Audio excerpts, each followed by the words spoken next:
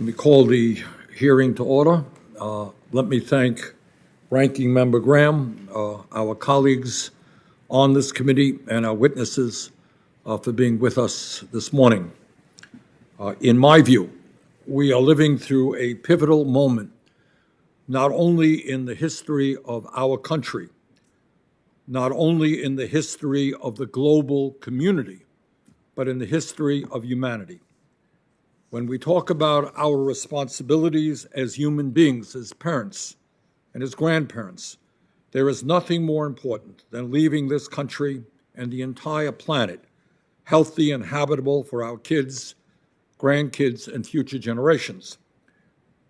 This is a moral responsibility that we cannot shirk. So today, let us be clear. The debate is over. The scientific community has spoken in a virtually unanimous voice.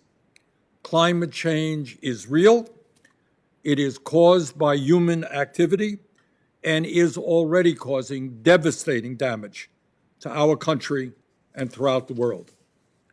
The scientists have told us that we as a global community have less than a decade, fewer than 10 years, to act boldly to transform our energy system away from fossil fuels and into energy efficiency and sustainable energies, or our entire planet will face irreparable harm. If we do not get our act together, we will see more devastating and extreme heat. We will see more floods, more rising sea levels, more extreme weather disturbances, more ocean acidification, more drought, more famine, more disease, and more human suffering. Now, I have heard from some of my colleagues and some very powerful special interests that the cost of combating climate change is expensive.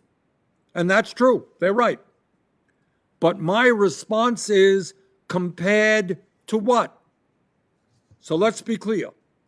The cost of inaction, of not combating climate change, will be far, far more expensive in every way than transforming our energy system away from fossil fuel. The economists have estimated that the cost of not acting on climate change will total some $34 trillion in the United States alone in lost economic activity, and more than $100 trillion throughout the world by the end of the century. And if you're not worried about the financial costs, the scientists have told us that the cost of climate inaction may put the entire planet and life as we know it in serious jeopardy.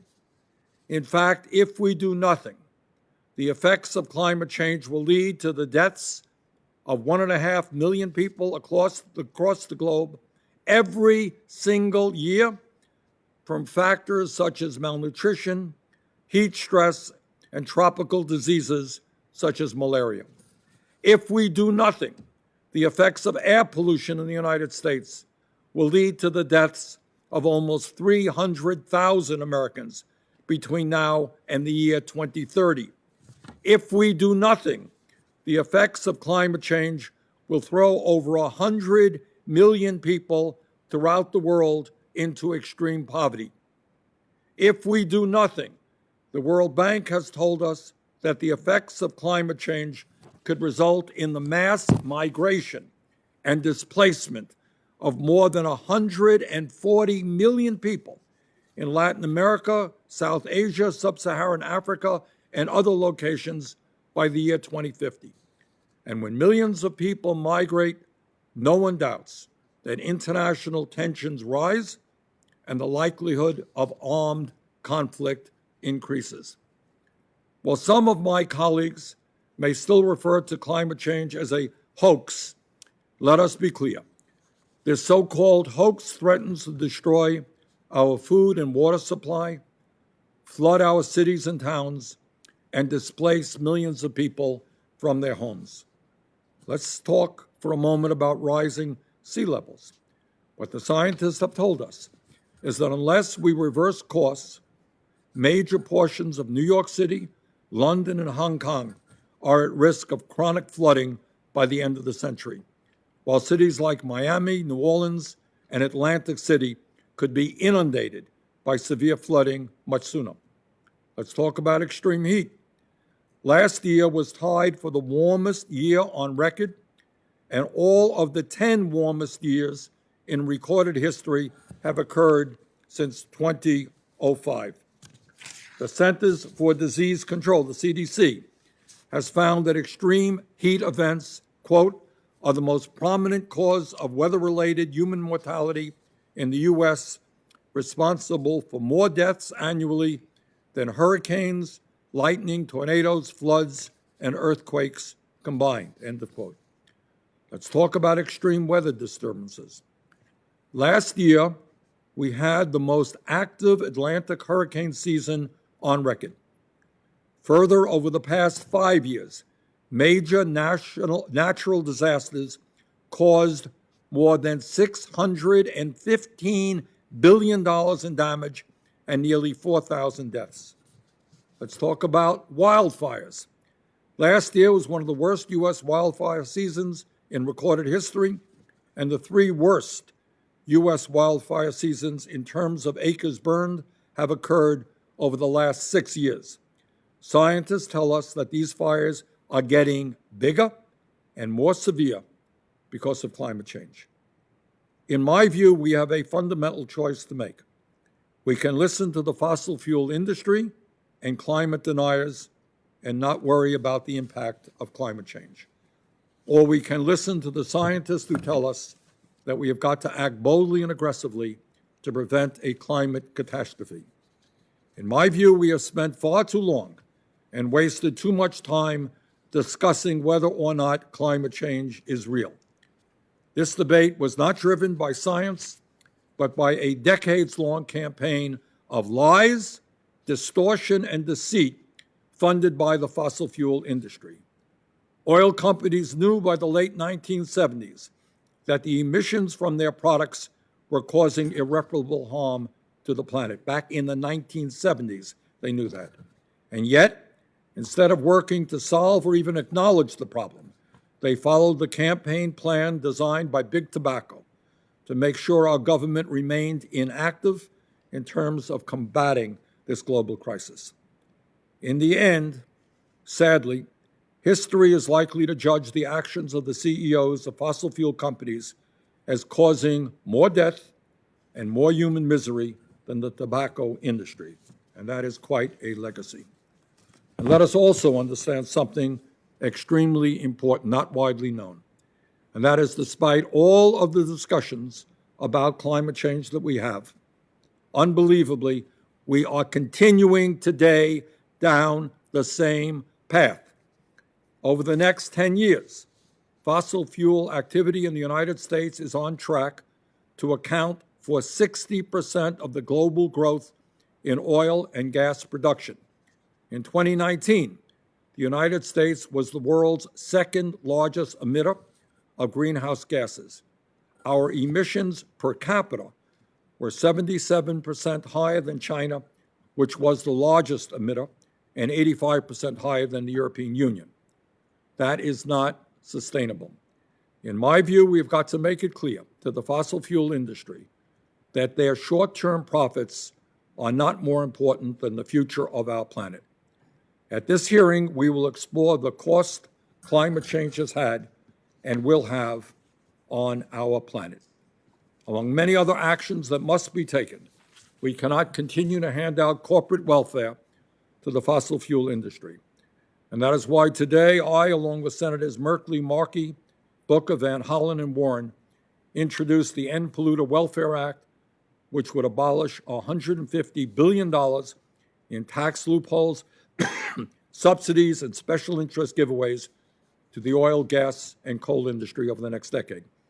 The devastating impacts of climate change are here, and now is the time for Congress to take action. As it happens, I invited the CEOs of Exxon, BP, and Chevron to testify today and tell their side of the story. All 3 declined. but I am pleased that we have an excellent panel of witnesses who will discuss the cost of climate change and what taxpayers can do about it. And now let me turn the mic over to Ranking Member Graham for his opening remarks. Thank you, Mr. Chairman. I appreciate it very much. I look forward to the testimony today. I'll just speak for myself here. I've come to conclude that climate change is real, that human emissions create greenhouse gas effect that traps heat, and that you see a rise in the oceans and acidity in the water and droughts and disruption of weather patterns. That makes sense to me. I've been to Norway with Senator McCain, Greenland, I think, with Senator McCain and Senator Clinton at the time, and Alaska. The native people in those regions have seen a dramatic change. So count me in on the idea that the science is real. The solutions, I think, are becoming more obvious to me. There are three areas of carbon emissions basically in our lives: transportation, power production, and living, homes and offices. So we have some folks from Johnson & Johnson are going to tell us about how we can lower emissions through energy efficiency, that we can have toasters and thermostats and every kind of device we use daily can be more energy efficient, lowering the cost to consumer and lowering demand on production. Count me in for that. Weatherizing buildings, having the buildings of the future, maybe have solar panels on top of our houses. It's just endless opportunities in the office space, consumer utilization, and home living that would be a win for the climate, for the environment, as well as the consumer in terms of lowering cost. It's taken an investment, but I think it'd be an investment worth making. On power production, wind and solar's footprint is getting bigger. There are all kind of new technologies coming on board that are clean in nature. I think natural gas is a bridge fuel. I think natural gas has a lower component. To our friends in the coal world, I met a gentleman a couple of days ago, believes that coal can be transformed, not burned, to create a product that will go into electric vehicles, batteries. So I'm trying to make this, I'm trying to be creative. On the transportation side, nuclear power is a big deal for me. It's clean in its emission, but we have a storage problem of spent fuel, and I think there's ways we can deal with that. On the transportation side, probably the most exciting of all, Mr. Chairman, is that all the major car manufacturers have said that they're going to go to an electric vehicle fleet by 2035, 2040. So I would like to sit down with the chairman and other Democrats to see if we could redesign the Highway Trust Fund. Electric vehicles are not paying into the trust fund. I was told yesterday that the Biden administration opposes an increase in the gas tax. Well, I'm a Republican, but we've increased gas taxes at home in South Carolina because the Highway Trust Fund has a huge deficit. And I know it's a regressive tax, but there's ways maybe we can do rebates. So count me in for accelerating the electrification of the transportation system. You may have hydrogen-fueled vehicles that do not emit CO2. So there's a lot of things going on. And one of the roles that we can play at the federal level is to encourage these developments through research and development. Bill Gates, I've talked to extensively. He thinks that the major thing that the government can do is create some robust funding for R&D and let the private sector sort of flourish. Now, when you say we, I hope you mean India and China, because we, the family of nations here, doesn't do much good for us to do all this if other people don't follow. But to my Republican colleagues, it's just a matter of time until most cars, I don't know how long I'm going to live, but this century for sure, that most vehicles will be running on something other than gasoline. I've talked to the fossil fuel industry. I find them very open to change. They just want to be able to manage that change. It'll be a while before we get away from gas-driven cars, and we're going to need gas as a transportation fuel as possible. Natural gas as a heating source is very, very much with us.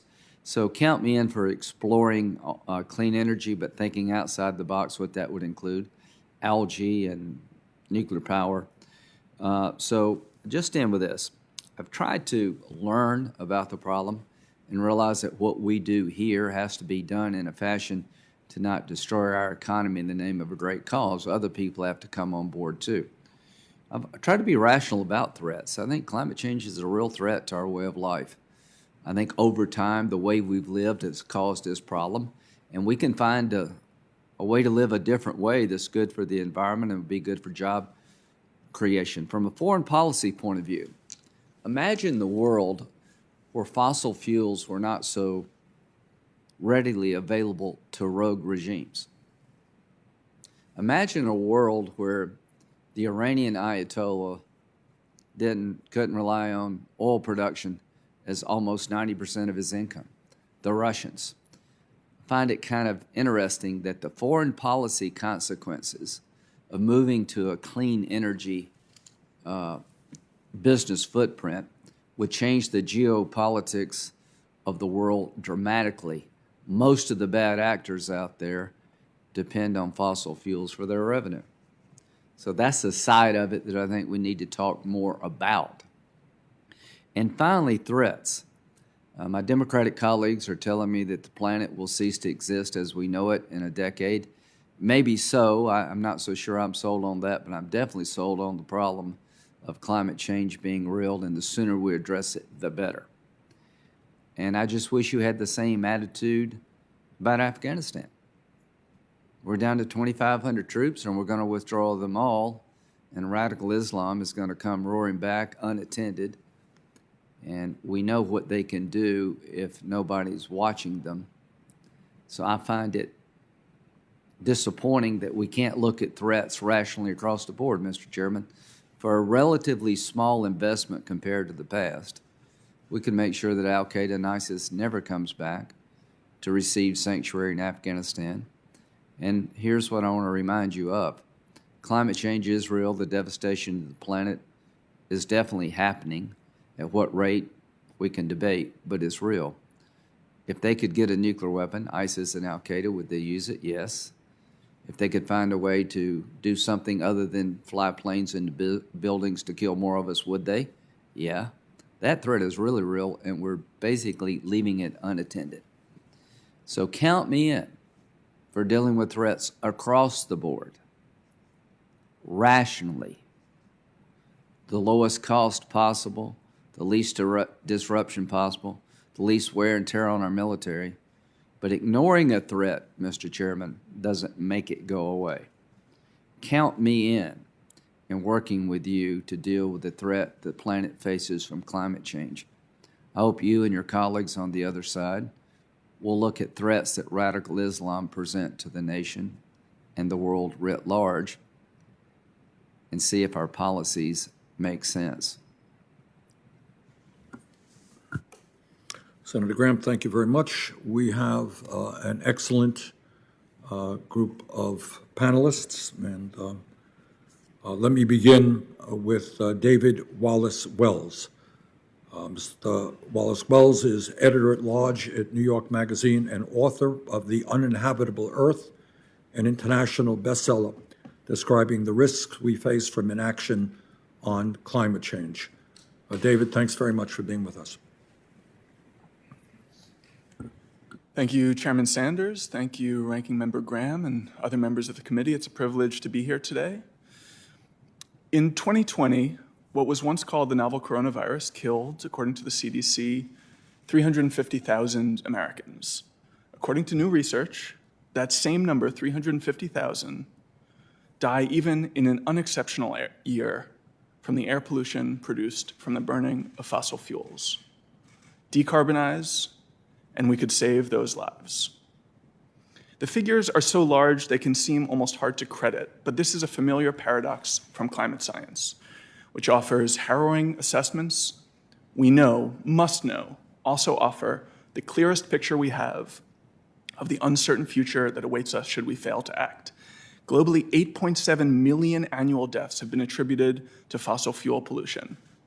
That is death at the scale of the Holocaust every single year. The average resident of Delhi has had his or her life expectancy cut short by 9 years. Globally, the figure is 2 years. Now, here in the US, we have what qualifies as enviable air quality. According to the NRDC, the Clean Air Act is still saving 370,000 American lives every year, delivering economic benefits of $3 trillion annually, 32 times the cost of enacting that bill. But unfortunately, many of these gains could be undone by pollution produced by wildfire. In 2020, American fires accounted for more than half of all air pollution in the western US, meaning that more particulate matter from the burning of forest infiltrated the lungs of Americans living in those states than from all other industrial and human activity combined. Now, California is still standing, mostly, after its horrific fires, as is Australia, after 46 million acres burned there last year, and Houston, after 5 of what were once called 500-year storms hit in a period of just 5 years. And we are still here today, after a record $22 billion weather disasters last year, debating what measures to take to stall the growth and blunt the force of warming. All a sign that climate impacts aren't the whole of our destiny, but instead form the natural landscape on which our future will be built and contested. Now, you may think of climate change as a slow process, but half of all of the emissions ever produced in the entire history of humanity have come in just the last 25 years. That's since Al Gore published his first book on warming. It's since the premiere of Friends. That means climate responsibility for the present crisis and preventing its worsening is alive on the planet today. In fact, it's in this room. Now, I'm not an old man, I'm 38 years old. Almost 2/3 of all carbon emissions ever produced have been produced in my lifetime. 1/4 have been produced since Joe Biden was elected vice president in 2008. 1/3 have been produced since Senator Graham first joined the Senate. To pull up short of what was once called a catastrophic level of warming, 2 degrees, requires us to decarbonize at least as fast as that, and possibly faster. And if we don't, the future projected by science is shrouded by uncertainty about how the climate system will react and how humans will too, both through mitigation and adaptation, which will be necessary. But at just 2 degrees of warming, flooding events that would have happened once a century would come every year. The land burned by fires in the American West could grow 2-fold, perhaps 6-fold, excuse me. And because there's a natural limit on the amount of heat and humidity the human body can endure, a measure called wet bulb temperature, cities across the Middle East and South Asia that are today home to millions would routinely be so hot during summer that you couldn't go safely outside and certainly couldn't work outside for long periods without risking heat stroke or death. Past 2 degrees, and the number of deaths from air pollution could grow by 150 million. At 3 degrees, war could double. And estimates of the aggregate economic impact of unmitigated climate change are crude and vary widely, with some older models suggesting an impact of just a few percentage points and others offering much higher estimates. Compared with a world without warming, between 2.5 and 3 degrees, the world would lose between 15 and 25% of per capita global output, according to one much cited paper, which means, of course, that much could be saved by avoiding it. Now, just a few years ago, it seemed prudent to plan for scenarios north of 3 degrees. Thanks to a global political awakening, growing cultural pressure, and rapid improvements in the cost of renewables, those scenarios now appear considerably less likely. But even that new measured optimism is shrouded in uncertainty too. And as any investor or economist would tell you, uncertainty itself is a cost. Not an excuse for inaction, but the opposite. As they would also tell you, foregone benefits are a cost too. And this, I think, is the biggest news on climate, that the benefits of decarbonization, once considered trivial, are in fact enormous. That is why last year, Duke's Drew Shindell testified before the House that a total decarbonization of the American electricity sector would entirely pay for itself through the public health benefits of cleaner air. Why estimates of the jobs created by that work grow into the millions, and why during the pandemic, and independent of any international pressure, ambitious net zero commitments were made by South Korea, Japan, the EU, and most significantly China, each stitching climate considerations and the benefits of action into every aspect of their planning and policy. They all see the gains to be seized. Do we? Thank you. Thank you very much. Our second witness is Dr. Robert Litterman, the chair of the Climate-Related Market Risk Subcommittee at the Commodity Futures Trading Commission. Dr. Litterman is a leading advocate for addressing climate risks in the financial markets, and he was named 2013 Risk Manager of the Year by the Global Association of Risk Professions. Dr. Litterman, thanks so much for being with us. Chairman Sanders, Ranking Member Graham, members of the committee, thank you for inviting me to address the risks that climate change poses and my suggestions for how to deal with them. The best science shows that damage from climate change is already serious and could range in the future from severe to catastrophic. Risks of this magnitude demand immediate, ambitious response, including a price on carbon. Today, the world is hopeful for U.S. leadership on climate action, but appropriate management of climate risk requires action by this Congress. My name is Bob Litterman. I'm an economist by training and have spent my career managing financial risk. I chair the Commodity Futures Trading Commission's Climate-Related Market Risk Subcommittee, which published its report on managing climate risk in the U.S. financial system last fall. I worked at Goldman Sachs for 23 years, where I finished as a partner in 2009. I led the firm-wide risk management department and later managed the quantitative strategies group in the asset management division. I'm currently a partner at an investment firm, Kepos Capital. Financial risk management has several simple principles that apply to managing climate risk. Most important, risk managers must look at the full distribution of potential future outcomes. Risk management requires imagining and designing policies to prevent extremely bad, but very plausible scenarios. Identifying these scenarios is especially hard for climate risk because we're performing this experiment for the first time on a very complex system. David Wallace-Wells has done a commendable job illustrating the scientific research on such worst-case scenarios.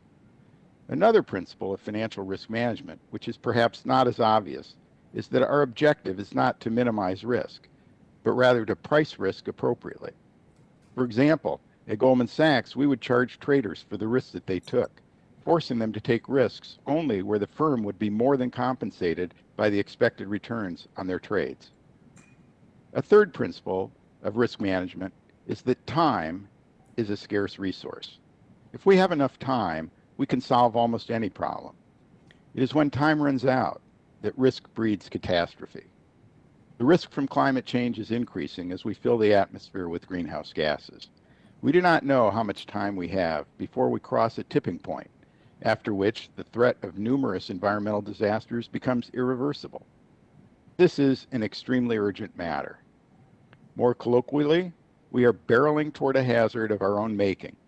Now we need to brake fast and hard. We must reduce emissions and move rapidly to a net zero emissions economy. The scale and urgency of that transformation require that financial markets immediately and dramatically increase the flow of capital towards investments that will reduce emissions. Then, we will almost certainly need to follow that by removing significant quantities of carbon dioxide from the atmosphere. Making those investments profitable and fostering the innovation necessary requires putting a price on carbon. Whether it is the National Academies of Sciences, the Business Roundtable, or the American Petroleum Institute, to cite some recent examples, or Nobel-winning economists like Professor Stiglitz, experts and interested parties largely agree. The most straightforward manner to price carbon is placing a tax on fossil fuel production. The risk management component of the carbon tax is the incentive it creates to reduce emissions. The proceeds can be used however Congress determines. The Climate Leadership Council, which I co-chair with Catherine Murdoch, has developed the Baker-Schultz Carbon Dividend Plan. There, the revenues of a tax on fossil fuel producers would be returned directly to households, a just approach with progressive outcomes. Other options include funding clean energy R&D or infrastructure investments, given the significant budgetary effects of a carbon price. I recognize that there are a variety of opinions about how to design a carbon price, but leadership and compromise can help build strong coalitions of support. To manage climate risks, the key would be to create a price immediately, set it high enough to reflect the risks imposed by greenhouse gas emissions, and apply it to emissions across the entire economy. I and my colleagues stand ready to help you deliberate on these policies and do what is best for Americans and the future. Thank you. Dr. Litterman, thanks very much. Our next witness is Dr. Joseph Stiglitz, economist and professor at Columbia University. Dr. Stiglitz received the 2001 Nobel Prize in Economics and served as chairman of the Council of Economic Advisors in the Clinton administration.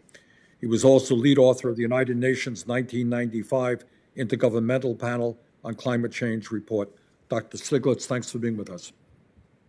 Well, thank you for this opportunity to share with you some of my concerns about the large economic cost and huge risks of not taking strong actions now to deal with climate change, and the large benefits of doing so.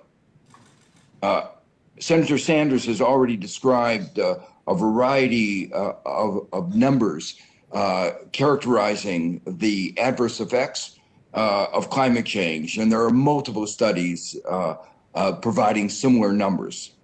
Some of these downside risks are already apparent. In one recent year, for instance, the magnitude of the destruction associated with extreme weather events in the United States alone was more than 1.5% of GDP, effectively wiping out more than 60% of the growth of that year. Rising sea levels will put much coastal property underwater, destroying homes and property values. Recent studies have documented the adverse effects of climate change on health. During the past year, we have seen the inequities associated with COVID-19. Those associated with climate change are equally severe. But there's an additional dimension of inequity that speaks to our future. While COVID-19 disproportionately affected older Americans, climate change is a risk that we impose on our children and our grandchildren. If we leave them a world in which they will have to confront climate change and its consequences, we are truly bequeathing them a real debt, substantially lowering their standards of living. We have been treating scarce resources, our environment, our water, our air, as if they were free. But there's no such thing as a free lunch. We will have to pay the check someday. Delay is costly. Taking carbon out of the atmosphere is far more expensive than not putting it into the atmosphere in the first place. A smooth transition is far less costly than the one we will surely face if we do not take action urgently. There will be, for instance, a repricing of carbon assets. The price of carbon assets, such as those associated with coal, do not today adequately reflect the realities of climate change. The longer we delay dealing with climate change, the larger the necessary adjustments will be, and the greater the potential for huge economic disruption of the kind that we've just heard about. An economic disruption that could make the 2008 recession look like child's play by comparison. Among the consequences would be devastation to our banks and our insurance companies. When large calamities occur, the government will pick up the bill. This is a huge hidden liability on the government's balance sheet. That's why it's imperative that we start assessing, regulating systemic climate risk. I want to end on a sunnier note.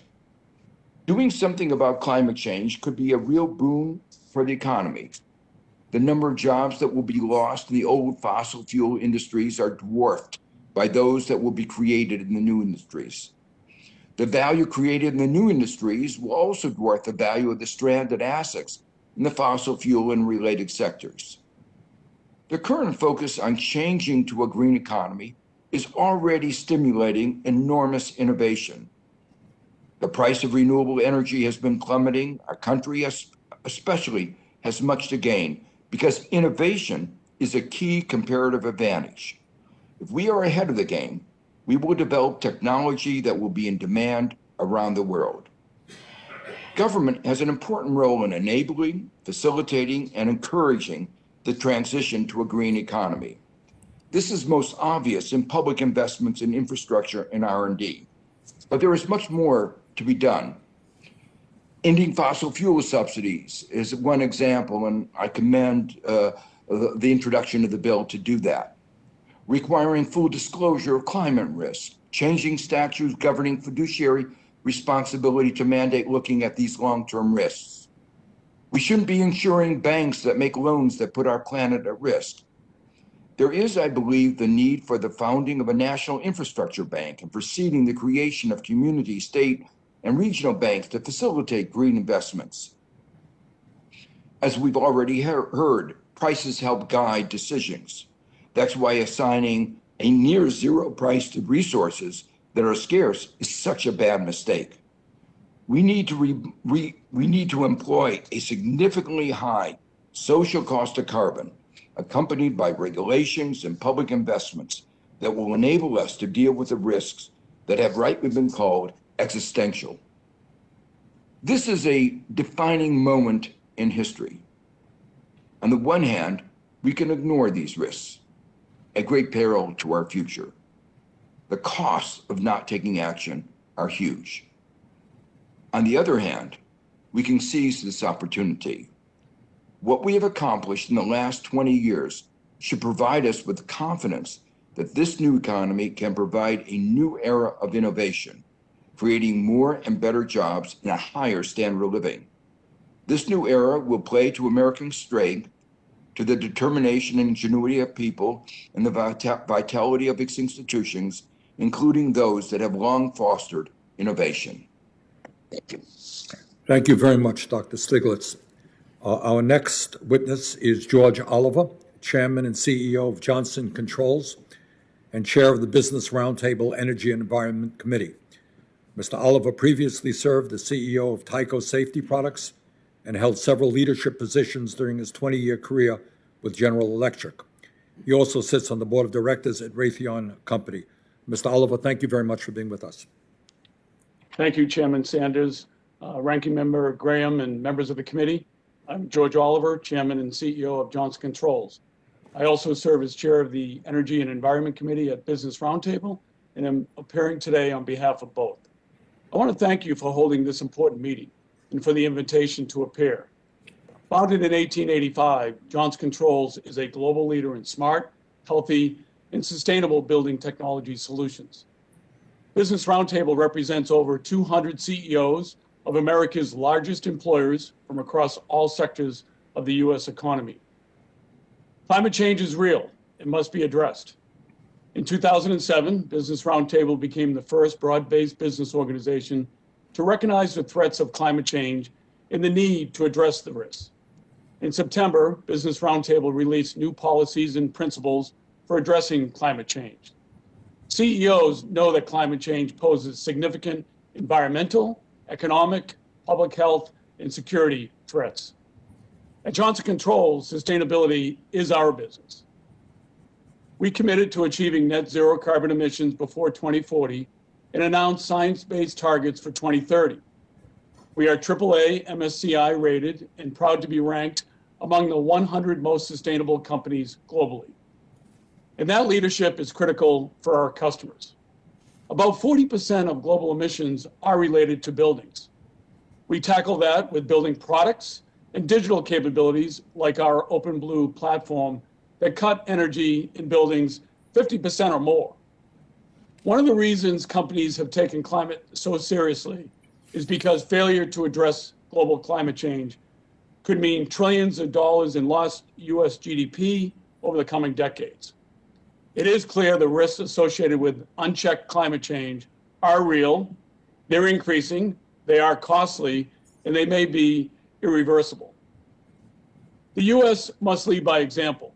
Johnson Controls and Business Roundtable support a comprehensive policy to reduce greenhouse gas emissions and incentivize new technologies. Business Roundtable's September climate position outlines 11 principles to guide policy design. These include leveraging market-based solutions, preserving the competitiveness of businesses, and minimizing potential negative impacts while maximizing benefits. I'd like to discuss with you 3 key areas that will help us meet the scope of the climate challenge. The first is energy efficiency. Johnson Controls partners with government to deliver emissions reductions while decreasing the burden on the taxpayer. We are embarking on a partnership with GSA that will result in guaranteed savings of about $6.2 million per year in energy and water across several historic buildings, including the White House complex. It will also reduce greenhouse gases by 20,000 tons per year, the equivalent of removing 4,500 cars from the road. And Johnson Controls is leading similar efforts for our customers across all sectors. For example, Mr. Chairman, in your home state of Vermont, we partnered with Rutland to modernize schools and reduce emissions. The project cut the need for capital by funding the upgrades through energy savings. Senator Graham, in South Carolina, we did a similar project for Charleston, where we saved them over $15 million and reduced carbon emissions by over 45,000 tons. We encourage Congress to support performance contracting and public-private partnerships to save money and slash emissions. The second is invest in technology. In cases like the building sector in which Johnson Controls operates, there is a clear pathway to significant cost-effective emissions reductions. In other sectors like steel, chemicals, and cement, we require new technologies, breakthrough technologies. That's why Business Roundtable supports at least doubling federal funding for advanced energy innovation and deployment of low emissions and carbon removal technologies. Third is placing a price on carbon. Business Roundtable CEOs believe climate policy should begin with a market-based strategy and a price on carbon. Paired with public support for R&D and smart regulations, a clear price signal can encourage innovation, preserve competitiveness, spur growth, and provide assistance for impacted communities. So in conclusion, it is clear the risks and potential costs associated with unchecked climate change are real. The United States and the international community must aggressively reduce greenhouse gas emissions and incentivize new technologies. At Johnson Controls, we are taking on this challenge for ourselves and for our customers. We will cut emissions, cut costs, create good jobs, and more resilient, healthy infrastructure. I know many other Business Roundtable members are doing the same. I want to thank you again for the opportunity to appear today. Together, I am confident we can tackle this problem. I would be happy to answer any questions that you might have. Mr. Oliver, thank you very much for your presentation. Our final witness is Richard Powell, Executive Director of ClearPath Incorporated. Richard has served on the advisory committee to the Export-Import Bank of the U.S. since 2019, and he is also on the Atlantic Council's Global Energy Centers Advisory Group. Previously, he worked for McKinsey & Company in their energy and sustainability practices. Mr. Powell, thanks for being with us. Good morning, Chairman Sanders, Ranking Member Graham, and members of the committee. I'm Rich Powell. I lead ClearPath. We advance policies that accelerate clean energy and industrial innovation. An important note, we receive no industry funding. Given your role in America's fiscally responsible approach to climate change and the economic recovery challenges ahead, I will discuss 5 topics today. First, the threat climate change poses to our economy and federal budget. Second, the need to invest in targeted solutions versus endlessly spending. Third, the opportunity for investments in clean energy, like implementing the Energy Act of 2020. Fourth, the reality that we can only build new clean energy projects as fast as we can permit them. And fifth, the priority to build on the historic, strong, bipartisan support for clean energy innovation. Climate change is real, and global industrial activity is the dominant contributor. And the challenge it poses to society merits significant action at every level of government and the private sector. Lawmakers and businesses across the country are prioritizing investments in climate change adaptation efforts. For example, the Republican Florida State Legislature just last week advanced a bill to Governor DeSantis' desk, which would require a master plan to address sea level rise and flooding and establish a fund to provide up to $100 million annually for climate resiliency projects. Managing our country's debt will be another defining challenge of this century. As millions of Americans hand over their hard-earned income on tax day, they are also wondering how our national debt recently surpassed $28 trillion. Since 1980, the United States has spent $1.9 trillion in disaster recovery from $290 billion events, all deficit spending. If we don't invest in adaptation and mitigation now, climate change will require massively deepening our deficit spending in the future. As you consider the budgetary demands of these challenges and the President's skinny budget proposal, it is important U.S. policy synchronizes with the global nature of the climate challenge. Existing clean technology is simply not up to the task of global decarbonization.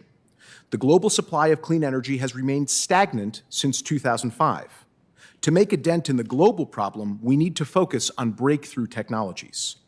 Developing countries choosing to buy and build clean energy technologies over carbon-intensive ones should be our goal. Today, many developing countries are choosing Chinese coal plants because they're cheaper to buy, easier to build, and better performing as an energy system than the clean technologies available to them. The U.S. cannot regulate or tax our way to a global solution.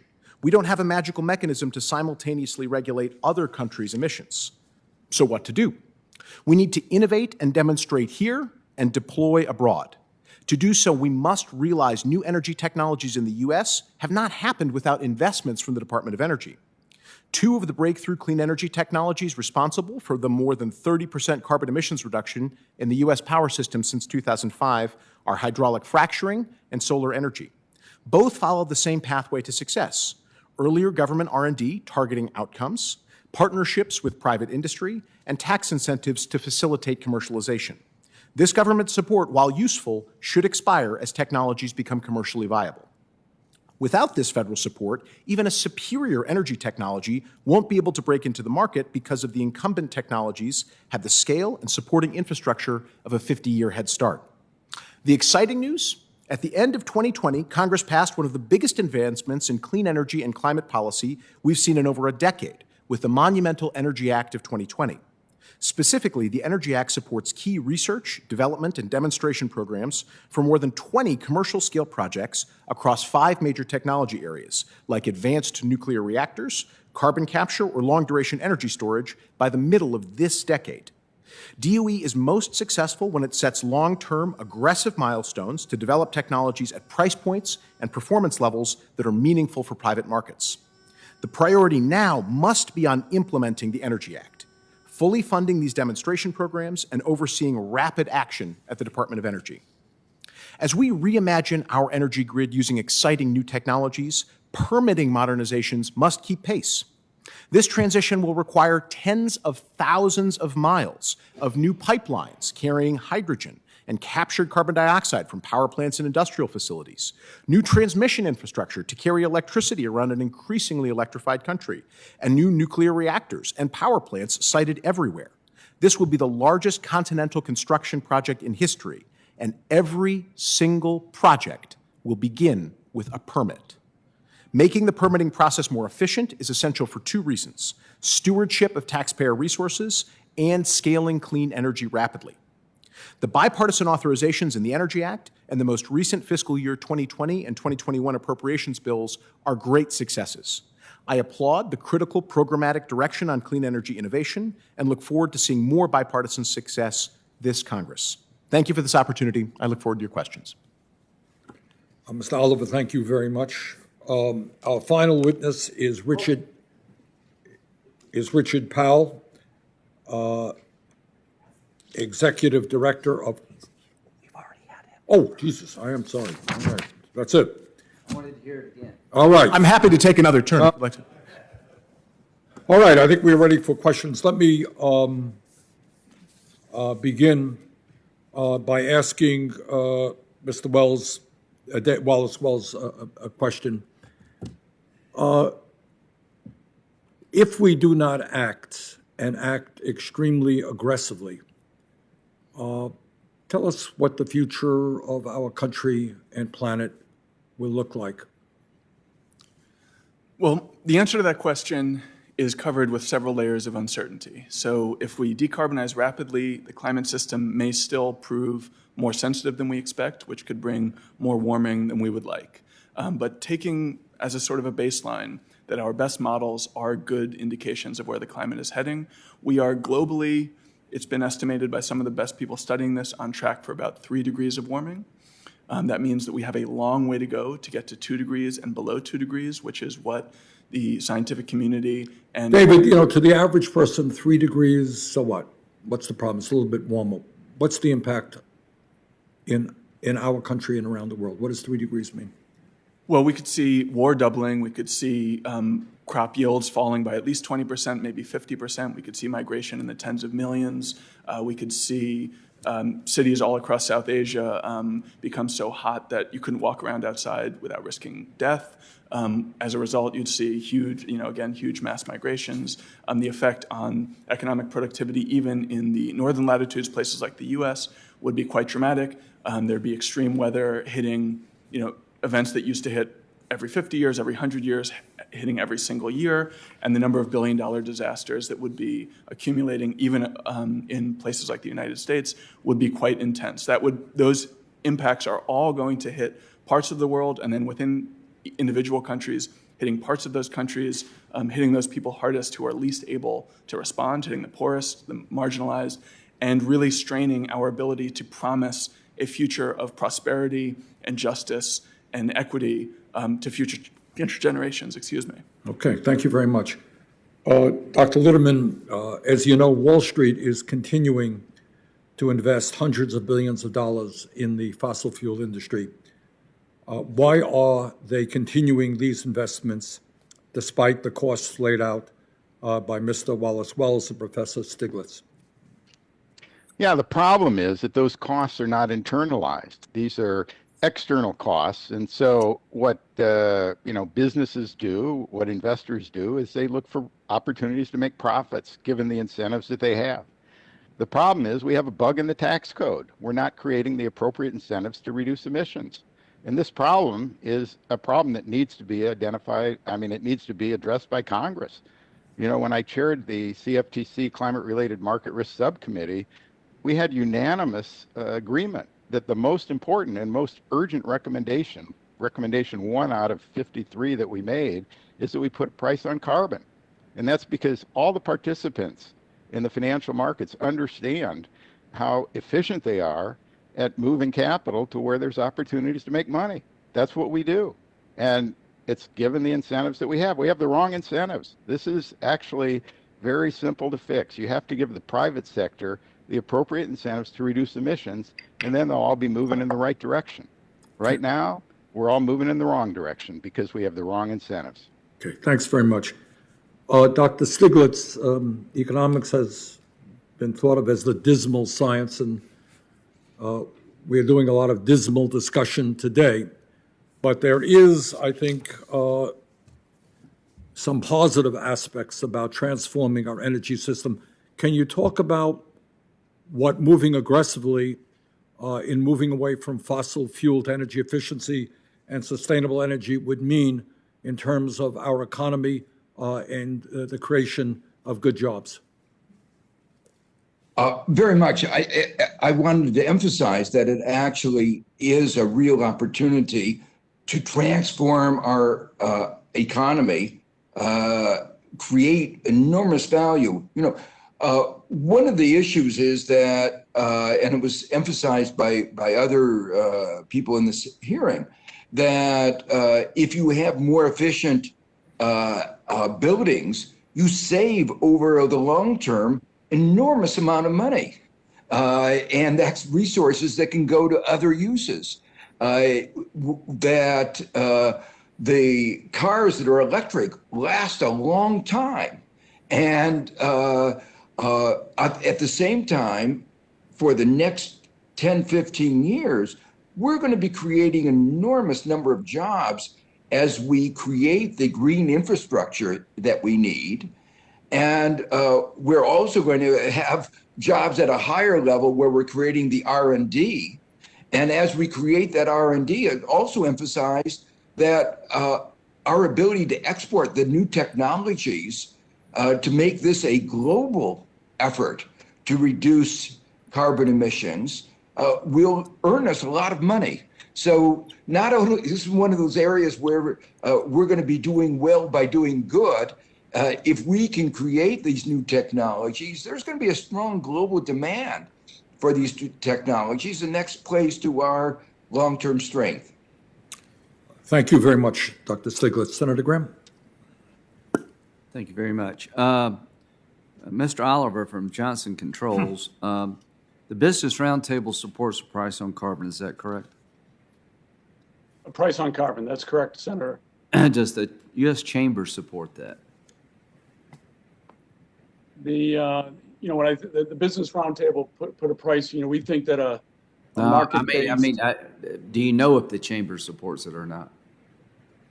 I'm not sure, Senator. So, Mr. Powell, what percentage of carbon emissions come from the United States in terms of the world writ large? We're now down to about 15% of global emissions. Okay. If we put a price on carbon, what happens if China and India, they do not? It will not have an effect on decreasing Indian and Chinese emissions, and Chinese emissions are now about double our emissions. Do you agree with that with Mr. Wallace-Wells? Well, a tax here won't have an effect abroad, but many of those countries are already signaling an interest in investing in clean energy that goes beyond ours. So they may yet move faster than we expect. I guess what I would say is that we need to probably move together, because one of the concerns that people have is if we put a price on carbon here, it could create a competitive disadvantage, at least in the short term. What would you say to that, Mr. Wells? I think the world is shifting on some of these questions such that we don't think about decarbonization as a cost, but an opportunity. And I think that's especially clear with the air pollution data that I cited. Because that is local, the costs are concentrated within national borders, and it means that the incentives to decarbonize are true for every country everywhere in the world. Agreed. Do you support an increase in the gas tax to fund the Highway Trust Fund? I don't have a particular opinion on that policy question. But what about Mr. Powell? I think we're going to need multiple sources of revenue to increase the Highway Trust Fund, especially as we move more to electric vehicles. The gas tax won't be able to do it alone. Do you also support the idea that an electric vehicle pay into the Highway Trust Fund somehow? I think we'll need to do that if we want to maintain our infrastructure. Okay. So now that's different than an economy-wide price on carbon. I've talked to the Climate Leadership Council yesterday, and I've talked to Senator Whitehouse a lot about this. What you do with the money is really important. If you rebate it to the consumer, it lessens some of the fears that people have about increased cost at the gas tank, increased heating cost, running your business. So the bottom line for me is I know it's a problem, and everybody's sort of looking at each other on my side. Y'all have gotten solutions that I don't think I can get there. It's a 50-50 Senate. But if the chamber, you got the Business Roundtable, I'm just talking from a Republican point of view. We're going to do a hearing, Mr. Chairman, on electric vehicles, right? As part of we hope so. Yeah. See, I've got BMW and Volvo in South Carolina. Senator Stabenow is sort of the heart and soul of the car business. And it seems to me that all the people making cars are indicating that they're going to go to a non-internal combustion car. And I think they're doing that for multiple reasons. When the biggest car companies in America are beginning to change their fleet, I would like to find out why they're doing that and what can we do on the production side, energy efficiency side, sort of to lead the world, not just shame them, but actually make money in a lower carbon economy. So to Senator Whitehouse, who has been a true leader in all this, we'll sit down and talk about a 50-50 Senate, what's possible.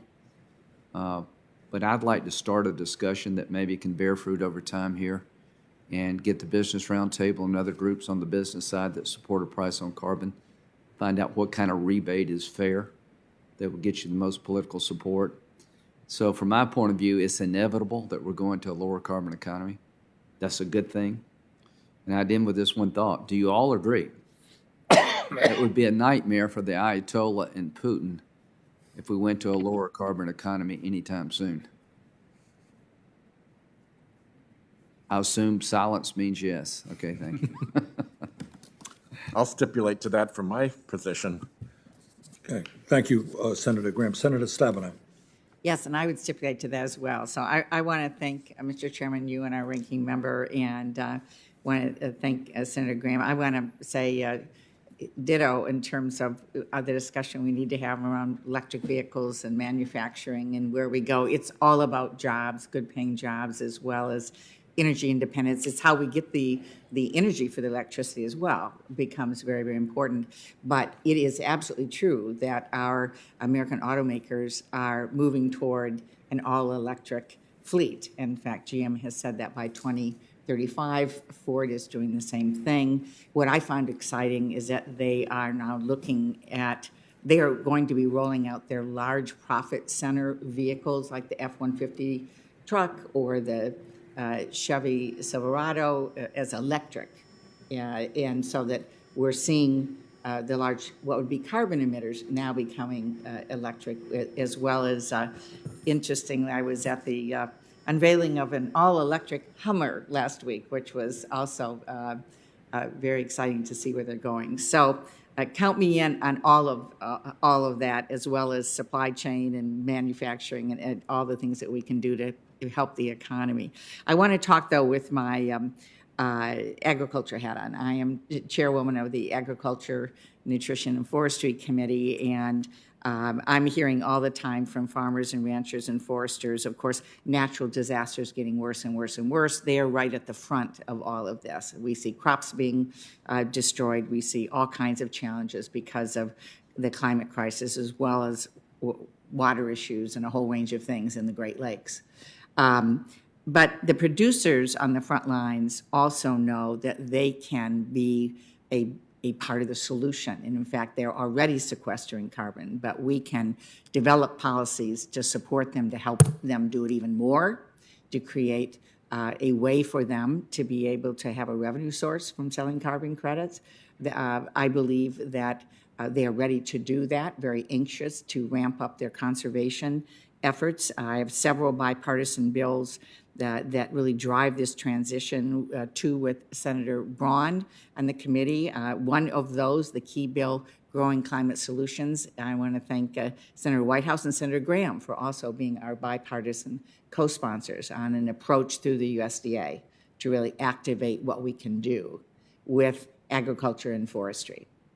And so I would very much like to hear from all the panelists or any that wish to respond, speak to the need not only to reduce emissions from electricity and transportation, but also to find new ways to cheaply pull carbon pollution out of the air through things like agriculture and forestry. Would welcome your comments. Mr. Wells, would you like to go first?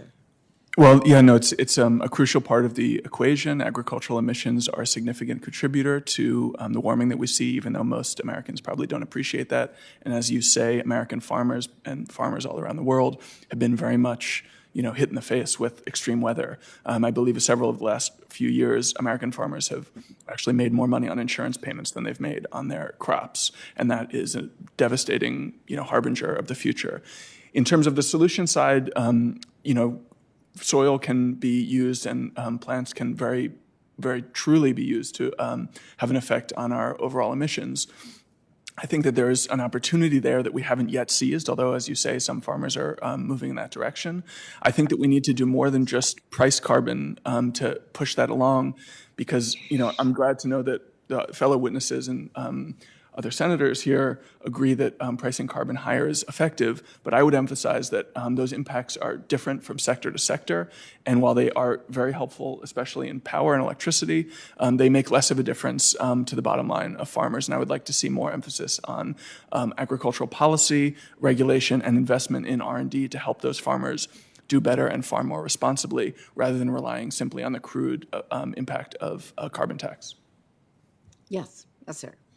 I think this broader topic of carbon dioxide removal is extremely important, and I thank you for your leadership on these strategies. I think we should remember that many of the goals that large companies have made have been net zero emission goals, so that means they'll bring their emissions down as far as possible and then rely on other offsets or removal technologies. Obviously, farms and forests can play a huge part of that solution. We'll probably need technological solutions as well, or even hybrid models which contain the carbon dioxide removal characteristics of biological systems with technical systems to permanently sequester that CO2 underground. I think one of the things that you could do immediately on this, in addition to things like the Growing Climate Solutions Act, is also make sure that the demonstration programs for carbon dioxide removal that were included in the Energy Act of 2020 are fully funded through the appropriations process. Yes, Thank you. absolutely. Thank you. I know I'm out Let me of just, time. oh, I would love to hear from others, I guess, if we yeah, can take a moment. Yes, let me just emphasize the complementarity between the incentive systems that are provided by credits, which I think are very important, with the investments in R&D and regulations that help direct attention towards better farming practices, and that terrestrial carbon, the carbon that's sequestered in the soil and in plants, are a very important part of our systematic approach to addressing climate change. A very large, about 20% of all carbon emissions are related to deforestation and other agricultural practices. So your emphasis on agriculture is really very important. thank you. And Yeah, and I would agree. Excuse me. Senator, I would agree with that. We had a healthy discussion on this recently. Yes. And as I've learned more, I think as we think about, from a business roundtable standpoint, carbon dioxide removal technologies are going to be critical in the overall goal to get to net zero carbon emissions. And I think this is, when we think about a price on carbon, this is going to be one of those critical elements that we got to take a look at and make sure it's incorporated into the overall structure. Thank you. Okay, thank you, Senator. And Senator, if I could just add, first of all, I agree with all the other witnesses, and I would just make one other observation, which is that what we need is innovation. And when governments pick, strategies or technologies to support, they're making the choices. When we set up the incentives through a pricing system, every entrepreneur, every business, every investor has an opportunity to try and figure out which is going to be the best solution. Okay, thank you very much. Senator Whitehouse has been a leader on this whole discussion. And Sheldon, if you need a couple of minutes more, please take it. Great. Thank you, Chairman. I appreciate it very much. And I want to thank you for holding this hearing. And I particularly want to thank the witnesses that we have. We have one of the, I think, most impressive panels of witnesses that have ever gathered on climate change in this United States Congress. So I'm really grateful to you all for being here. I did want to make one point before I got to my questioning, and that is where I think we are in terms of getting to a solution. And it relates back to some of what Mr. Oliver has said. The economic risks that we're talking about are many, they are profound, they are deeply dangerous. And I have sent to every single colleague in the Senate quite some time ago this volume, which contains 17 of the most serious warnings of economic crash that are out there. Economic crash can be viewed as the carbon bubble bursting. It can be viewed as coastal property values collapse. It can be viewed as uninsurability, knocking the bottom out of the insurance industry. And there's no reason that those three can't all happen in a cascade of economic collapse. So these are really dire warnings. And nobody except Democrats got back to me. I sent these with a personal note. No one. And I remember when I first got here, Senator Sanders and I were in the same class. We came at the same time. Senator Graham was here then. For our first 3 years here, there was a lot of bipartisanship on climate change. By my count, there were 4 efforts in the Senate, all bipartisan, all serious. And our friend Senator McCain, as the presidential candidate of the Republican Party, campaigned on a strong climate platform. That was where we were. Then in January of 2010, all of that bipartisanship stopped dead as if it had hit a wall. It was like watching an echocardiogram go dead when the patient went dead. What happened? What happened was Citizens United in January of 2010. When Citizens United, when the 5 Republican appointees who opened the floodgates to unlimited money in politics made that decision, the fossil fuel industry instantly went to work to take advantage of that new power. And since then, they have run through secret money, behind front groups, across a whole variety of election manipulation strategies, a consistent effort to undermine Congress's ability to address climate change, with the result that since Citizens United, no Republican senator has since gotten onto any serious economy-wide piece of climate legislation. None. Zip. Zero. What the fossil fuel industry has done in our politics makes me think of Winston Churchill's phrase many years ago of committing a crime that has no name. And I think history will look back on the covert operation run by the fossil fuel industry against its own country to debilitate and incapacitate our own government from addressing this problem as one of history's vilest political acts. And that's why we are where we are right now. And the corporate community is starting to stand up now. BRT is starting to stand up. Climate Leadership Council is starting to stand up. But I will tell you, as somebody who sits in Congress, that the corporate presence on this issue is still net negative. Even if you take out the fossil fuel industry's continued efforts from behind front groups and with dark money to stop progress, even if you remove all of them, the remaining sectors of corporate America are still net negative. It is telling that neither Ranking Member Lindsey Graham nor Mr. Oliver know what the position of the U.S. Chamber of Commerce is on a price on carbon. It shows that their statements that they nominally support one are sure nominal. And I can tell anybody who's listening that my colleagues on the Republican side, which is where the pressure has been focused, don't see any countervailing pressure to worry about from anywhere in corporate America. Not from Wall Street. They've got a big lobbying apparatus. It's not deployed on this. Not from Silicon Valley. TechNet's performance on climate politically has been a disgrace. Not from the agricultural sector, not from big ag, not from the consumer products lobbies. Nobody from corporate America who touches Congress directly is expressing any interest in getting anything done on climate. And I will tell you that when the BRT has a meeting or the CLC has a meeting and they make a statement or an announcement or they send a letter to President Biden, all that is good. But if it isn't touching Congress, it doesn't have effect in Congress. And time is running out for corporate America, if it really cares about this issue, to tell its damn lobbyists and trade associations to take it seriously. The discrepancy between what corporate America tells the public about its attitude on climate change and what it tells Congress about its attitude on climate change is a disgraceful discrepancy. Every major American corporation ought to do an independent audit of its own lobbying and electioneering and political influence efforts in the last decade.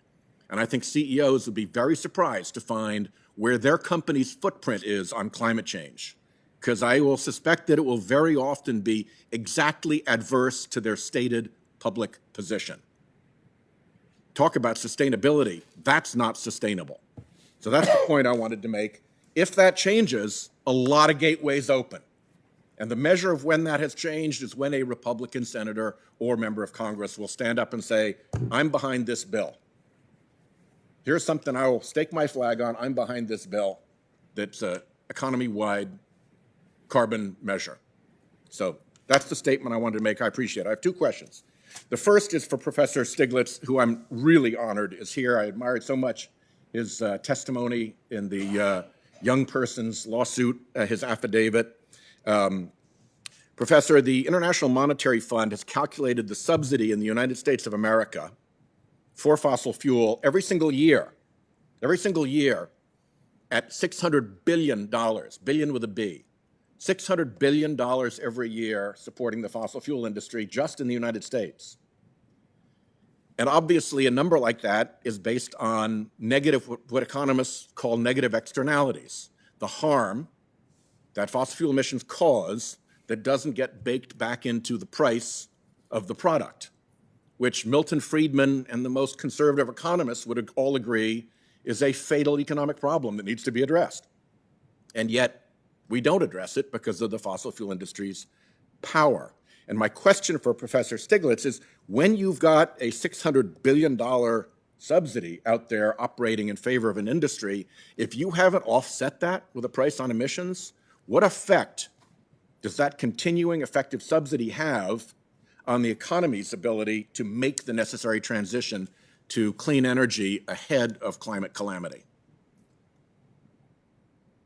Professor.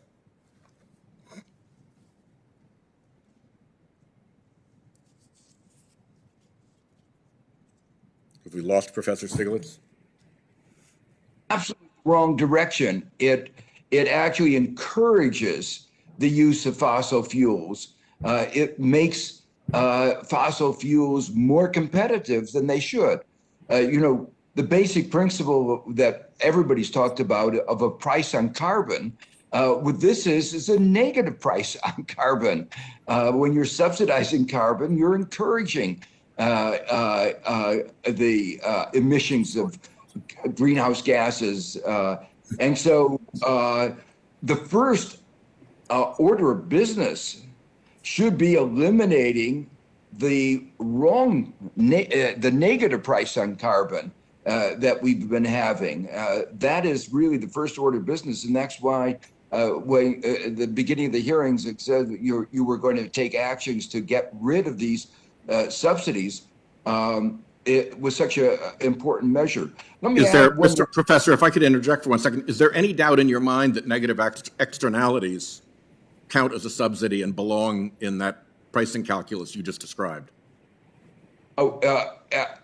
Absolutely no doubt in my mind that what is going on here is that we're subsidizing something that is having a negative effect on our economy. It's going in absolutely the wrong direction.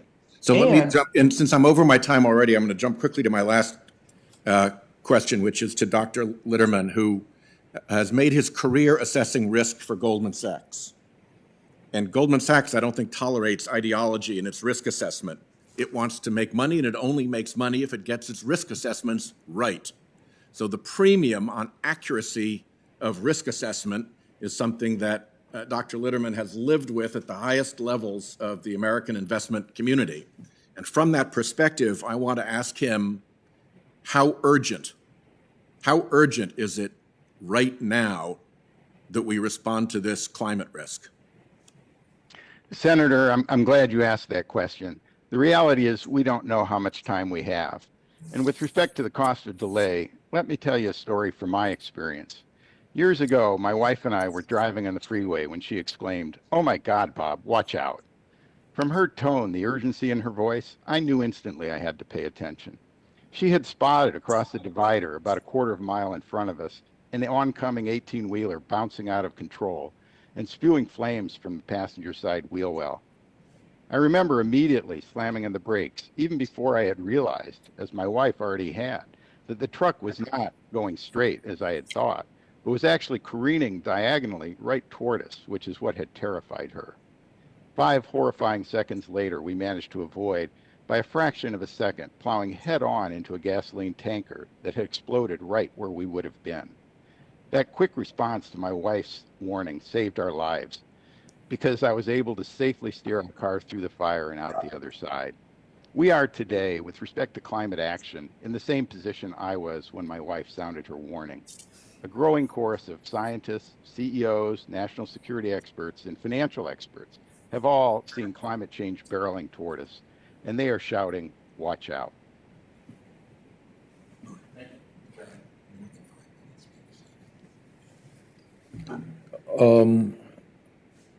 Senator Brun. Thank you, Mr. Chair. So in listening to everything before I got here, I think I can give an update on what the state of the climate is, especially in the U.S. Senate. I got here a little over 2 years ago, and I know that a climate caucus was being attempted to be formed for several years. And when Chris Coons asked me, probably within about 6 months of being here, he told me how hard it was to get that bipartisan discussion going. It was very easy for me. I've been a lifelong conservationist, have been into the idea of how we keep Mother Earth in good shape, have practiced it in my own agricultural involvement, both row crops and as a tree farmer. And there's more buy-in than what you can imagine out there. When you look at this place, which seems to resemble more the Hatfields and McCoys, in the year and a half we've had the Climate Caucus, in the probably 20-plus meetings that we've had, it was the most engaged subject, and I'm even more interested in reforming health care, but there was no discussion on that because the industry, the healthcare industry, is not interested in changing itself. It's the biggest part of our economy that is broken. It is the existential issue of costing, as Warren Buffett describes it, being a tapeworm on the economy.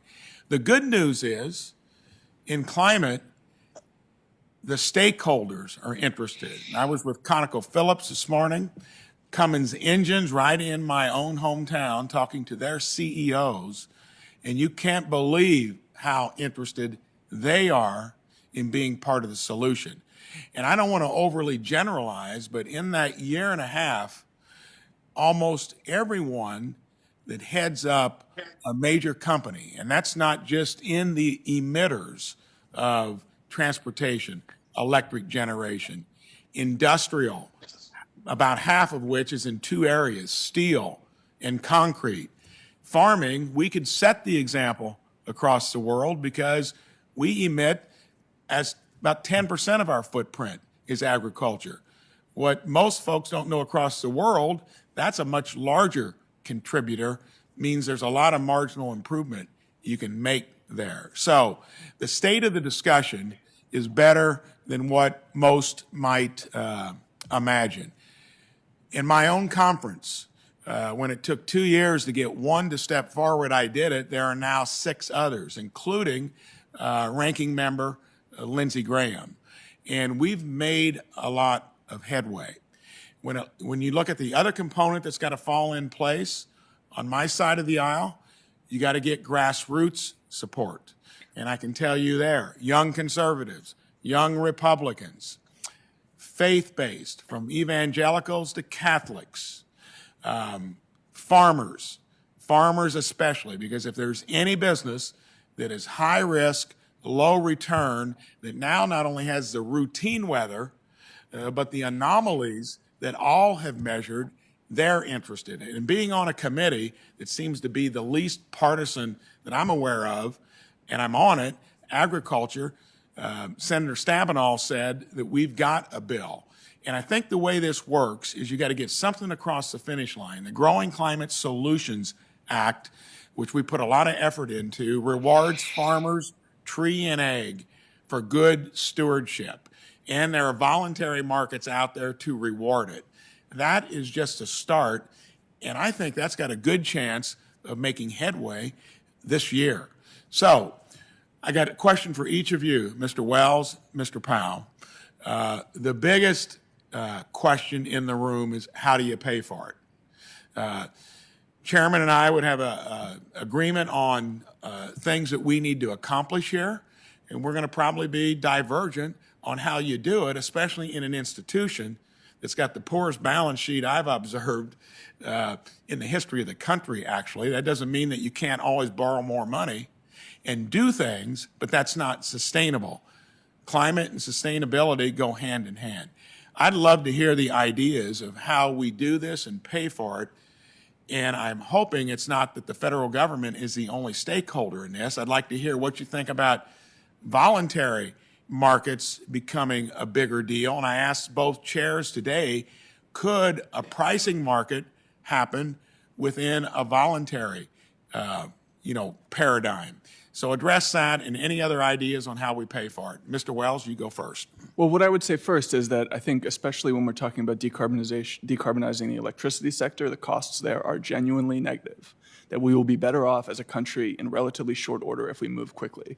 I mentioned during my prepared remarks that the NRDC calculates that the benefits of the Clean Air Act are $3 trillion annually. That alone would be enough to have paid for the CARES Act of last year, the Biden jobs plan this year, and similarly sized investments every single year going forward. I think when we're talking about that transition, we can do well very quickly by moving fast. Some other sectors of emissions are a little bit more complicated and a little bit hard to pay for. I think there is some room for voluntary payment. If you think about, paying for a carbon offset on to cover an airline ticket, so long as those offsets can be verified, that's useful. But in general, I think we have to stop thinking personally about the cost of action on climate as being enormous and start thinking about the cost of inaction as being considerably higher. And it's, from my perspective, it should be the view of a body like this, and indeed the United States government generally, to be making sure that those investments line up rather than taking a narrow or short-sighted view about upfront costs and not considering the payments that will be coming back to us in relatively short order. Thank you. Mr. Powell. Thank you for the question. Senator Braun, thank you for your leadership on the Bipartisan Climate Solutions Caucus, on the Nuclear Energy Leadership Act, on the Growing Climate Solutions Act. You've really dug in here, even in your just short time so far in the Senate. As we've discussed, the reason we remain so focused on innovation policy is we really see that as more investing than spending. The benefits we've seen from innovation policy, which is relatively low in cost compared to some other interventions, just have extraordinary returns. If you look at the benefits we've seen in the U.S. economy due to the shale gas revolution, both due to domestic improved air quality, lower carbon emissions, lower energy costs, and now the geopolitical security that our domestic shale gas revolution has provided to us globally, we think that those benefits from that investment in increased tax dollars, in lower geopolitical risk, in improved air quality in the United States, far outweigh the relatively modest costs we made in that innovation investment. Thank you. Thank you. And we are moving in the right direction. So hope the public understands that. Thank you. Senator Warner. Thank you, Mr. Chairman. Hey, Mike. Thank you for holding this hearing. I think it's good to hear my colleague, Senator Braun, and others acknowledge this enormous challenge. We've had lots of members talk about the threats that climate change pose. I see it as well from the intel side. I see it from the national security side. We've talked a little bit about, Dr. Stiglitz talked about the jobs opportunity side. One area that I don't think it's gotten enough attention, and I'm going to pose my first question to Dr. Litterman. Mark, it's a little bit hard to hear you. Can you raise your volume there? Yeah, thanks. I said a bunch of good things about you, Bernie, that I'm, probably. All right, then repeat them several times. Okay. No, you're better now, The Mark. whole world, I'm fine. All right, I got it. I got it. Let me get straight to the question, which is, I think one other tool that we've not fully utilized is this emerging field around ESG, environmental, societal, and governance standards for public enterprises. I think increasingly we're seeing investors want to see double bottom line investments. I think increasingly we're seeing workforce and customers look to corporations to see how responsible they're going to be on issues like resilience. I think the SEC needs to be involved in this. I was happy to see that Apple recently endorsed mandatory disclosure of greenhouse gas emissions at the SEC. Dr. Lindemann and Dr. Stiglitz, can you talk about if we simply made resilience or climate change and effect on climate change a material reportable item, what effect that might have on moving corporations, many of which I think actually want to lean that way, at least their CEOs say they want to lean that way, but we've not given them the regulatory signal that this is appropriate. Yeah, well, thanks for that question. I would say, look, the reporting of material risks is already required. That's not the issue. The issue is what climate-related risks are material. And I see that, on the CFTC climate-related market risk report, we had unanimity. We do have to report material risks. The question is, for climate risks, they're very different than traditional financial risks. Traditional financial risks, we have a history, we have a distribution of potential outcomes, and we can ask corporations, what will the impact be on their balance sheet? And then we can decide through a stress test, is this very significant or not? With climate, we're talking about business plans that go decades into the future. Now, you're right that a huge number of corporations have already said, we see the future, it's going toward net zero emissions, and we have a plan to be there. But how do you know, as an investor, as an asset owner, is that business plan on target? What are the goals that are going to be achieved in the next 5 years, for instance? So corporations and the private sector have to work with the financial regulators. And I'm really thrilled to see the response from the regulators. The Fed has joined the NGFS. The SEC has asked for input about disclosure. The CFTC has talked about moving in this direction as well. So I'm not worried about the financial sector and about the regulatory environment. They're all going in the right direction. But the problem is we don't have the right incentives. This regulatory framework will disclose risks, and investors will be able to understand the risks facing corporations. But it's the systemic risk to society that will not be addressed by financial regulation. It has to be addressed by Congress, by setting the right incentives in place to reduce emissions, and by globally harmonizing those incentives so that China and India and Europe all have the same incentives that we have to reduce emissions. And if we do that, I'm very optimistic that we'll get the innovation we need. We will get to that net zero economy, and hopefully soon enough to avoid the worst effects. Let me put it in a little bit broader economic terms. You can't allocate resources efficiently if you don't have information. And one of the key aspects of information is the risks that a company faces.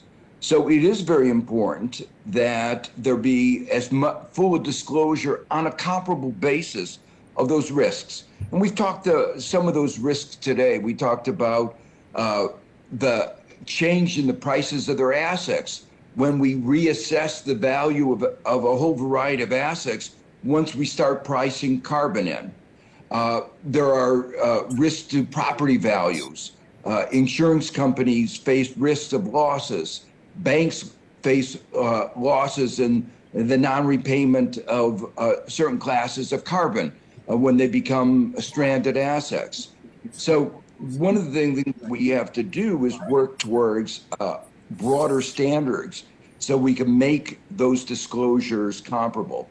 But a second thing is, from a regulatory point of view, just like we saw in 2008, that there are systemic risks that we didn't fully appreciate when we looked at a bank by bank point of view.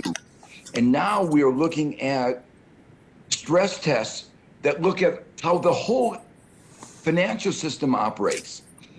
The carbon risk is not only in the financial system, it's throughout our economy.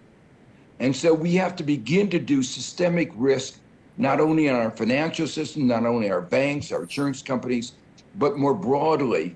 And the regulators have to take a lead in making those risk assessments and making those risk assessments available so that investors know exactly how fragile certain parts of the economy are. And I simply say, I know we've gone over my time, and Mr. Chairman, I again appreciate you doing this hearing, but I think this is an area where we could build a broad coalition. This ESG movement is a good movement. It's been too squishy to date. We need to have some set standards that cut across all industries. We've been SASB and other groups have been working on this for years. It really needs some extra effort, and my hope is that the new regulatory regime that's coming in will help make this happen. Thank you, Mr. Chairman. Thank you very much, Senator Warner. Senator Merkley. Thank you very much, Mr. Chairman, and thank you all for your testimony. As running over to vote, I missed some of what you might have said, so if I ask something repetitive, my apologies. I wanted to start, Mr. Litterman, as you reemphasized the right incentives. And one of the maybe wrong incentives for the tax subsidies that we currently provide for fossil fuels. And today is the day that Chairman Sanders is introducing the End Polluter Welfare Act, and several of us are co-sponsoring it. Have you done any sort of calculation of essentially reducing all those incentives might compare to price on carbon? Can you translate eliminating those subsidies that exist in the law now, American law, to kind of dollars per gallon or dollars per ton of carbon dioxide? Well, you start with the fact that, of course, you want to eliminate the subsidies to fossil fuel production and consumption. And you want to take a comprehensive look at all of the incentives that are there, both subsidies and taxes. And when you look at that, I would say the subsidies to the fossil fuels are, they're there, but they're not large relative to the incentives that we need on the other side to reduce emissions. We need strong incentives. As I said, we have to act quickly, and we have to have strong incentives. The way I look at it is, if we put a ton of carbon dioxide in the atmosphere today, we're very likely to have to pull it out at some point in the future. And that's an expensive proposition. So we need strong incentives. It's not just that we need to reduce subsidies. We absolutely do.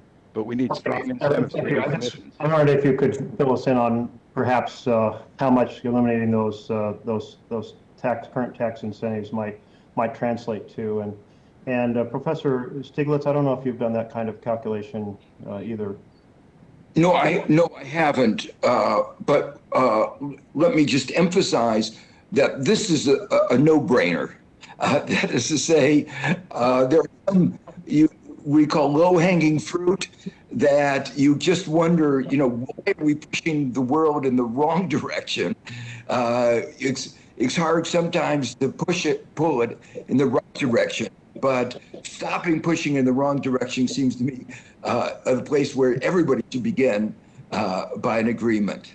Thank you. I wanted to turn to another piece of the puzzle, and often we're talking about the demand side in terms of going to more fuel-efficient vehicles, going to electric vehicles, improving our buildings, and so on and so forth. But there are some of us who feel it's important to emphasize the supply side as well. Two examples that are not building new fossil fuel infrastructure, and another is the keep in the ground concept, where the fossil fuels that we own as citizens, we don't pull out of the ground. And there's three kind of basic arguments about this. One is reduce the stranded assets if there's less assets out there, and you've all, several of you have spoken to the stranded assets argument. A second is once you build the infrastructure, and for example, there's the potential LNG facility in Oregon and the pipeline to connect to it to export LNG. Once you build it, there's a huge incentive to keep it operating, and there's huge profits from that go back into the political lobbying and the existing jobs and so forth. So there's a feedback loop that makes it hard and slows the transition to renewables. And the third is that in terms of partnering with the world, and we have a worldwide problem here, if we're not willing to keep our fossil fuels in the ground, if we're not willing to stop building our new fossil fuel infrastructure, then how do we have the moral kind of position to ask other countries to take action when it would affect jobs, and sometimes in far poorer countries, places that need economic development much more than they're more desperate than we are. So there's kind of three arguments there, and I just thought I'd ask about both of you, Mr. Litterman and Professor Stiglitz, if you think there's merit in those arguments. Oh, very much. And let me emphasize that the decisions that we're making today affect us 20, 30, 40 years from now when we're talking about infrastructure. So that's why those decisions are so important now, that we are locking ourselves in to technologies that will continue, you might say, to plague us for decades to come, and then present an economic problem when they become stranded assets. They're going to wind up on our balance, and the government is going to bail it out, I can assure you. And so those are hidden debts that are going down that we're going to be accruing. Your point about moral leadership around the world, I think, is also very important. There are a lot of concerns, for instance, about the deforestation in Brazil, about Ecuador keeping its oil in the ground. And we ought to be providing incentives for them to do it. There is a rainforest coalition trying to keep the forest in Brazil and Borneo there, which is very important for climate change. But we lose our moral force when we don't take actions.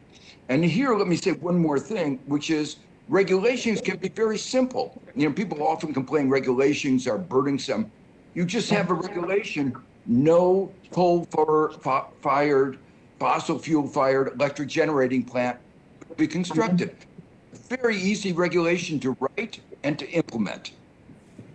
Yeah, and the simplicity of keeping the ground is no new leases. You don't sign new leases which are often exploited for decades, sometimes up to 50 years.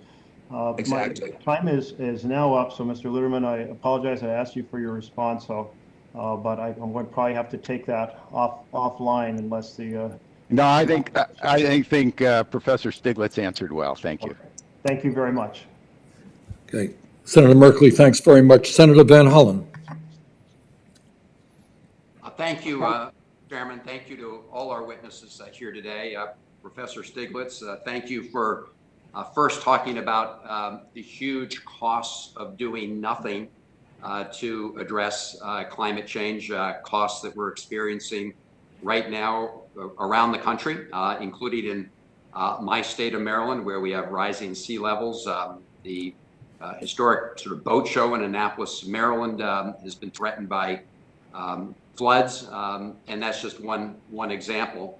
But also thank you for focusing on the huge economic opportunities and job opportunities of moving immediately and quickly into a clean energy economy. And on that score, I've been working for years to establish what we used to call a green bank. This is a clean energy accelerator, a financing authority. It would be publicly capitalized, but then it would be self-sustaining. And the idea would be to mobilize a lot of private capital and have that multiplier effect. Senator Markey and I have introduced that bill. We call it the National Climate Bank.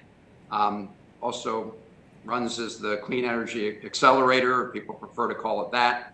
And I was pleased to see that the President Biden's American Jobs Act included $27 billion to capitalize that. We proposed $100 billion. We hope to get it there. But I was really glad to see this as part of the President's plan. Can you comment on that initiative as part of an overall effort to move in this direction? Well, I think it's very important. I've been a strong supporter of green banks, green development banks. And, you know, bipartisan, there's now a broader understanding of the role of industrial policy, that the financial market often doesn't do well in these long-term support that you need, and particularly when there's what we call an externality associated with green. My concern is it's a little too small, or much too small. It needs to be scaled up. I even think that your bill may be too small. When you compare, for instance, what some of other countries have done, the European Investment Bank is an EU investment bank, and one of their main mandates is green investment. And they're bigger than the World Bank. And they're really focusing now on that kind of green transition. And if we want to remain competitive, we have to devise ways of making sure that we have finance for investment. And let me say one of the things I like about your bill, I think it needs to be, this kind of finance has to be done at the national level, at the state level, the community level. And so thinking of a framework that allows for that kind of creating institutions at these multiple levels. Here in New York State, we have a successful green bank, but of course it needs to be expanded as well. within its confines, it's been doing well, but having this as a national program would be fantastic. Well, thank you. You know, years ago, we had an initiative like this included in the bill that passed the House back in, goodness, 2009, 10, but that didn't make it through the Senate. So I was glad to see many states move forward, like New York, in establishing their green banks. But the idea here, as you said, is to really do this at the national level. And if you can help us get this to increase the capitalization above even 100 billion, that'd be great. Another initiative I've been working on for over a decade is putting a price on carbon, but doing it in a way that would make sure that any higher costs passed along do not hurt or burden lower income or middle income families. And the proposal was a cap and dividend. You put a cap on the first sellers of carbon intense polluting fuels into the market, and then dividend 100% back to consumers based on Social Security numbers. Mr. Litterman, can you just talk briefly about that approach? And if we have time, Mr. Oliver as well. Sure, it's a great approach. The Climate Leadership Council plan also has a carbon dividend, and the beauty of the carbon dividend is it makes most people better off, in particular, those at the lower end of the income strata. So it makes sense. It's a good policy. Again, how you spend the money is up to Congress. But what's absolutely essential is to create the appropriate incentives so that the private sector gets behind this and the capital flows at the scale that we need and at the urgency we need. So absolutely, I support it. And Senator, if I could go back and talk a little bit about the green banks. For us, we think that's a great idea. As we launch our performance contracting and our private public partnerships, it's a great way to be able to finance green projects and what we can do to upgrade infrastructure and buildings. And we have a performance contracting business, as I mentioned in my remarks, that ultimately is going to create economic returns for the work that we do to make green infrastructure while we're creating returns. And as far as the Business Roundtable does not endorse a specific market-based mechanism to reduce emissions, we do believe placing the price on carbon would send an important price signal that will help drive efficiency and spur innovation in low carbon alternatives. And there are various mechanisms that can be used. And we do believe in agreement that a comprehensive climate change policy should be guided by core principles, including preserving the competitiveness as well as effectively reducing emissions. And a price on carbon can and should be designed in a way that it supports economic growth. It does not disadvantage Americans, particularly low-income Americans and those whose jobs and communities are affected by the transition to a clean energy economy. Well, thank you. I see my time is up, but just to emphasize the point that you and Mr. Litterman made, which is actually the overwhelming majority of households actually have more money in their pocket at the end of the day if you do the 100% dividend than before. In fact, over 70% of households are better off under a University of Massachusetts Amherst study. Thank you all very much. Thank you, Mr. Chairman. Thank you, Senator Van Hollen. Senator Padilla. Thank you, Mr. Chair. Appreciate all the witnesses and their participation today. Let me dive right into an urgent matter for the country, but particularly my home state of California. 2020 was devastating on so many fronts, including being California's worst wildfire season on record. California experienced 10,000 fire incidents, with more than 4.2 million acres burned and more than 10,000 structures damaged or destroyed. We'll continue to have record wildfire seasons unless we take bold action to address climate change. And according to the U.S. Forest Service, wildfires will be twice as destructive by 2050 as they are today. And we know wildfires are just one of the emerging climate-driven threats to our economy. Climate change is increasing the frequency and severity of various types of natural disasters and extreme weather events, which create significant risks to human health, our financial system, and entire sectors of the economy. So with that being said, question for Mr. Wallace-Wells and one for Dr. Litterman. For Mr. Wallace-Wells, Beyond the physical damage, can you elaborate on how wildfires have a devastating impact on human health and how climate change will continue? If you can just add to what you previously said, how climate change will continue to exacerbate the harm and destruction caused by wildfires and other natural disasters. And then for Dr. Letterman, a specific question about the National Flood Insurance Program, which paid out more than $1 billion in claims for the 6th year in a row. Meanwhile, flooding increased in areas known as being, quote unquote, low risk. So this is just one way that climate-driven disasters are creating a fiscal risk for the federal government specifically. And if you can discuss the need to mitigate these risks to help protect the federal budget and our economy. Mr. Wallace-Wells first. There's basically no aspect of human health that is not damaged by small particulate pollution, which is produced by wildfires. And I think most Americans, first of all, don't truly appreciate that when forests burn, carbon is released, which means already the gains of California's ambitious clean energy proposals and policies are undone almost every year by the emissions released by those fires, but also that all those many millions of Californians who live in that state are breathing in air that affects their respiratory health, that affects Alzheimer's, it affects developmental disorders, it affects autism and ADHD, it's associated with rises in schizophrenia. You know, the effect of pollution is so intense that when we instituted Easy Pass toll plazas in America, they reduced the rates of premature birth and low birth weight right around those toll plazas by between 10 and 15%, just because people living around them weren't breathing quite as much air from the exhaust of those cars.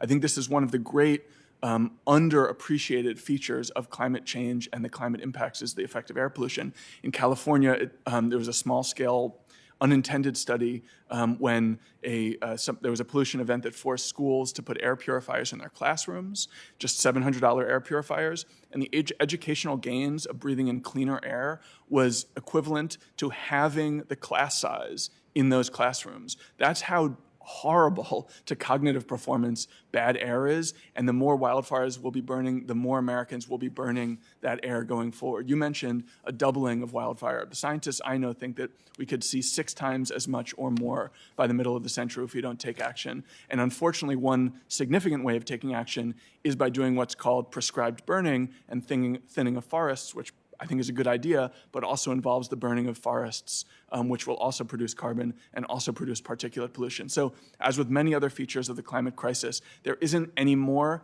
an easy way out. We've already backed ourselves into a corner where we're choosing between worst alternatives.